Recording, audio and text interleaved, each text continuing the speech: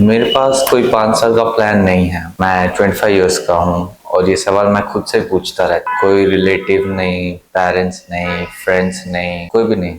खुद से ही पूछता रहता कि मैं क्या कर रहा हूँ, मैं अगले 5 साल में कहाँ पहुंच जाऊंगा, क्या करूंगा, क्या होगा मेरे पास, क्या नहीं होगा मेरे पास। और फिर गिल्टी फील करता हूँ कि अब तक मैंने फिगर आउट क्यों नहीं किया। और आज मैं बात करूंगा उस गिल्ट की कि क्यों हम इतना प्रेशर डाल देते हैं खुद पे और हमें क्यों थोड़ा कम प्रेशर डालना चाहिए खुद पे।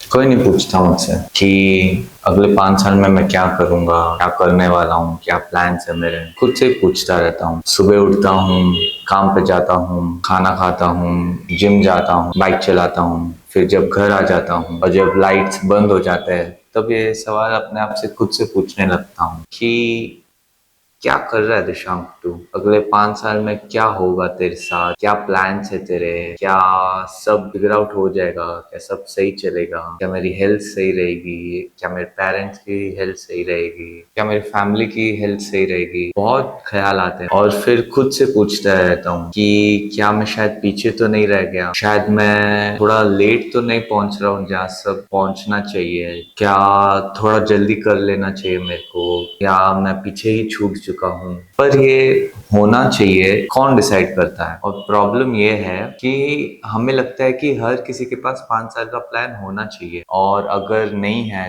तो वो इंसान गलत डायरेक्शन में जा रहा है या जा रही है। लेकिन मैंने अपने लाइफ से यही सीखा है, जो अनप्लान्ड चीजें होती हैं, जो कभी मैंने प्लान ही नहीं की थी, वो सबसे अच्छी निकलती है।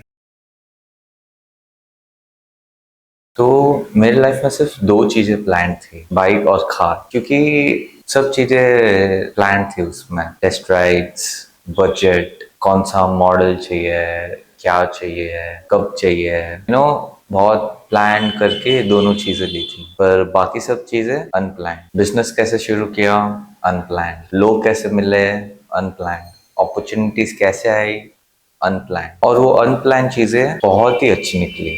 मैं जब 11th 12th में था तब मैंने साइंस लिया था और मेरे को इंजीनियर बनना था, हार्डवेयर इंजीनियर। और मेरे को बहुत फैसिनेटिंग लगता था हमेशा से कि चिप्स कैसे काम करते हैं। और आज अगर कर लिया रहता तो करोड़पति होता, क्या बता। लेकिन नहीं प्लान था उस इंजीनियरिंग का, फिर स्कोप लगा ही नहीं। क्योंकि हमारे देश में जो पे होता है इंजीनियर्स का स्टार्टिंग में, like up to 5 years of job, it's not appropriate. Like अगर मेरे को एक फैमिली प्लान करनी है, फैमिली 27, तो बहुत ज्यादा पे नहीं मिलता एक इंजीनियर को कि वो एक 4 to 5 people की फैमिली संभाल पाए। ऑब्वियसली अगर उसके पास कोई साथ हो तब वो कर सकता है, लेकिन ऑन एन एवरेज नहीं होता है वो। मैंने उस टाइम पे फिगर आउट कर लिया था। फिर मेरे को फोटोग्राफर बनना था, बहुत बहुत ज्यादा क्रेज था। एंड कुछ पिक्चर्स भी बता दूंगा आपको। तो प्रोडक्ट फोटोग्राफर बनना था। Like I used to always see videos of Peter McKinnon, grew up watching him, still watch him। वो नहीं कर पाया। फिर फैमिली बिजनेस में घुसा। एकदम मेरे को तो लाइक करना ही नहीं था family business, but now it's going pretty good. Like और अगर मैं 18 साल का होता, कोई 5 साल का एकदम रिजिड प्लान बना लेता कि भाई ये टाइम पे ये सब होएगा, तो मैं फेल हो चुका होता ऑब्वियसली। अगर बहुत कम लोग उस प्लान को फॉलो करके एग्जीक्यूट करके प्रॉपर उस टाइमलाइन पे खत्म कर पाते हैं। एंड 99% तो नहीं कर पाते, क्योंकि हमारे लाइफ में हर बार हर चीज अनप्लान्ड होती है एंड इट्स प्रिटी गुड।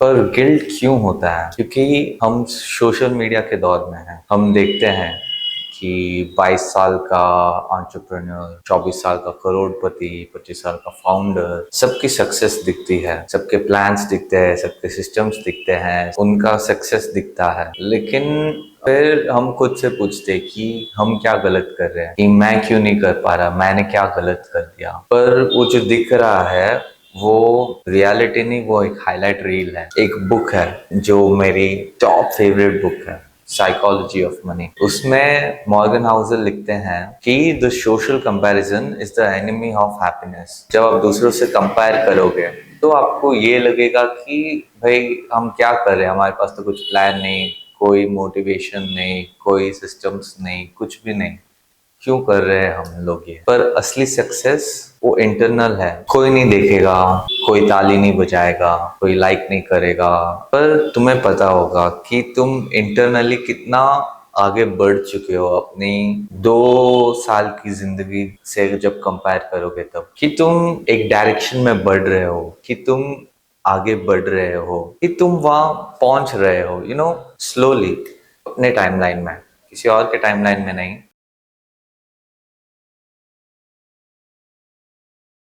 मैंने बहुत लोगों को देखा है जो 20s में स्ट्रगल करते हैं पर 30s में वो पहुंच जाते हैं, बिजनेस में सक्सेसफुल हो जाते हैं, घर ले लेते हैं, फैमिली सेटल हो जाती है। पर वो 20s में किसी को भी नहीं पता रहता है, वो बस एक डायरेक्शन में चल रहे थे। उनके पास कोई 5 years का प्लान तो ऑब्वियसली था नहीं। स्लोली स्टेडिली हर रोज अब एक ही डायरेक्शन में बढ़ रहे थे वो लोग। अटोमिक हैबिट्स जो जेम्स क्लियर ने लिखी है, उन्होंने एक बात कही है कि small habits don't add up, they compound. कि अगर आप छोटी छोटी चीजें रोज अपने आप को बेटर करेंगे, छोटी छोटी चीजें रोज करो, प्लान नहीं तो क्या होगा, हैबिट्स तो हैं, उसे यूज करो और एक ना एक दिन वो तुम्हें रिजल्ट्स पक्का देंगे। शायद 5 साल में नहीं, शायद 7, पर ऑब्वियसली होंगे। और कुछ लोग अपने 30s में भी नहीं पहुंच पाते हैं, कुछ लोग अपने 40s में पहुंच जाते हैं, 45 में पहुंच जाते हैं,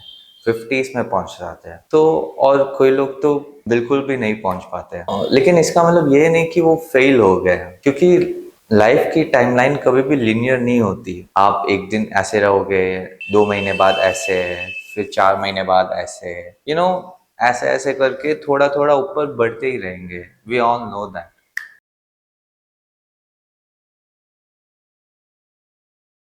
तो ऐसा साइड इन द बिगिनिंग मैं 25 का हूँ और मैंने अब तक फिगर आउट नहीं किया है, पर मैं ये भी जानता हूँ कि जो अनप्लान चीजें थी वो भी सही हो गई। जो लोग 30s में सक्सेसफुल हो गए, उनके 20s में कोई प्लान था नहीं, लेकिन डायरेक्शंस थे। जो लोग 30s में सक्सेसफुल हैं, उनके 20s में कोई प्लान नहीं था। सोशल मीडिया सक्सेस दिखता है, लेकिन इंटरनल सक्सेस दिखता नहीं है। सोशल कंपैरिजन मत करो।